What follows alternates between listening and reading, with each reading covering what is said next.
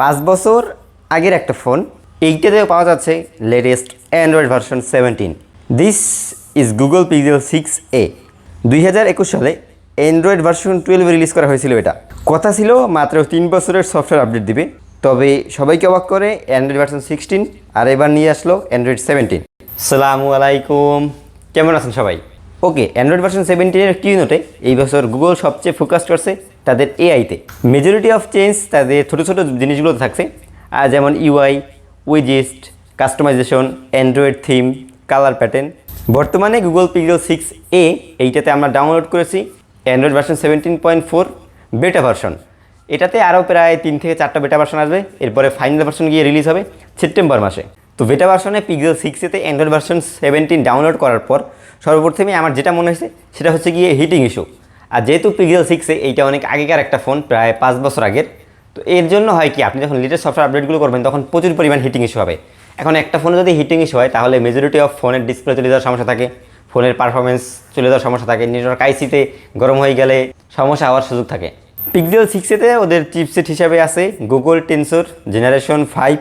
এইটা কিন্তু মোটামুটি একটা 5 ন্যানোমিটারের প্রসেসর, আর টেনসরের প্রসেসর অনেক আগে থেকেই গরম হয়। তবে এইটার সাথে এখন সফটওয়্যারের কুলাই উঠতে অনেক সমস্যা হইতেছে, এই জন্য হিটিং ইস্যুটা মোটামুটি কমন।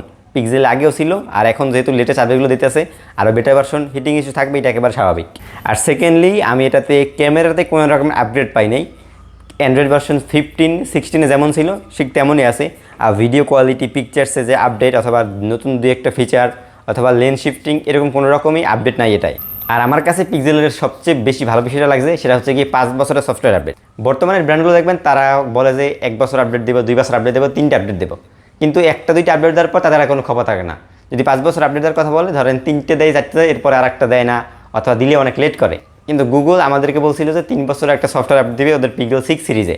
এরপর 7 সিরিজ থেকে সম্ভবত 4টা আপডেট শুরু হয়েছে। তবে পিক্সেল 6-এই 3টে আপডেটের পরিবর্তে এক্সট্রা হিসাবে আমরা পাইছি অ্যান্ড্রয়েড ভার্সন 16 এবং তারপরে আরও একটা পাইছি অ্যান্ড্রয়েড ভার্সন 17। এরপরে সম্ভবত আর মনে হয় না কোনো রকমের আপডেট পাবো আমরা। পিক্সেল 6এটা বর্তমানে ব্যবহার করা হচ্ছে প্রায় 2 বছর ধরে, আর এটা সেকেন্ড হ্যান্ড মার্কেট থেকে কিনছিলাম 20,500 টাকায়। বর্তমানে যদি আপনারা পিক্সেল 6এটা কিনতে চান সেক্ষেত্রে খরচ করতে হবে 17 থেকে 18,000 টাকার কাছাকাছি। আর আপনাদেরকে যদি বলি 17 থেকে 18,000 টাকায় একটা ফোন কেনেন, সেক্ষেত্রে আদার্স স্যামসাং অথবা অ্যাপেলের কোনো সেকেন্ড হ্যান্ড ফোন না পেলেও পিক্সেল 6এটা মোটামুটি একটা ভালো অপশন।